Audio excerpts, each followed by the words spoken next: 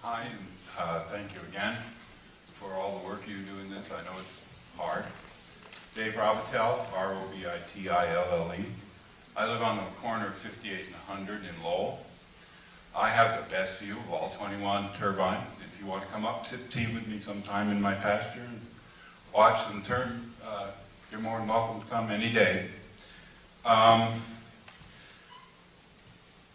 I've been in on this, or listening to this, since the very first arguments were put forth.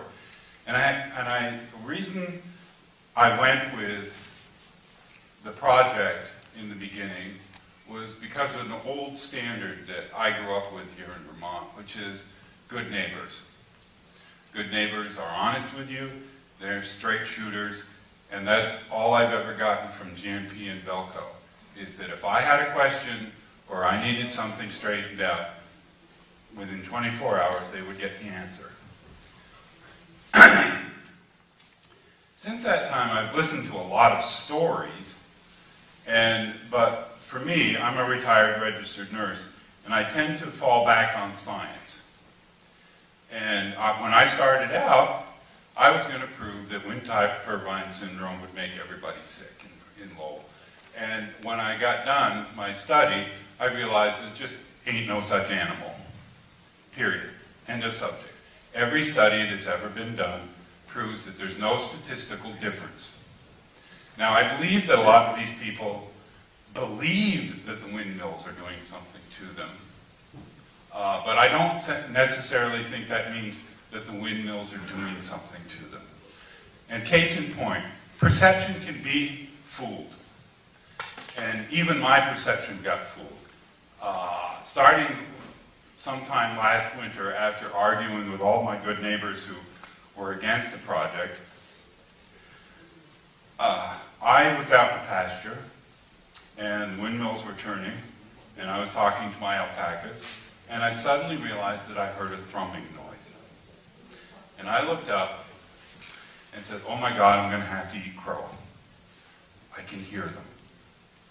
This happened a couple more times during the winter. It's a rhythmic sound. And I thought, oh God, I'm going to have to go eat crow. But perceptions can be fooled. And the other day I was out in the pasture, same way, dead calm wind, sunny day, and I heard the thrumming. And I looked up, and not one turbine was turning, because it was dead calm.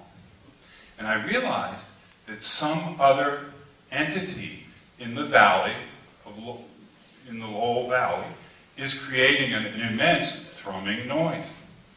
And I started asking around about, can you pinpoint where this noise comes from? And my general quick answer was, no, we really can't. So my encouragement for you as you move forward is that if there are limits to the science, and just because there's a noise there doesn't necessarily mean that a wind tower is making it. I got fooled, and so I know that a lot of the people who are totally against the projects are not even ever going to question that. 3 minutes. And if I had not been there on that day, I would not have realized that my perceptions had been fooled. Thank you very much. Thank you.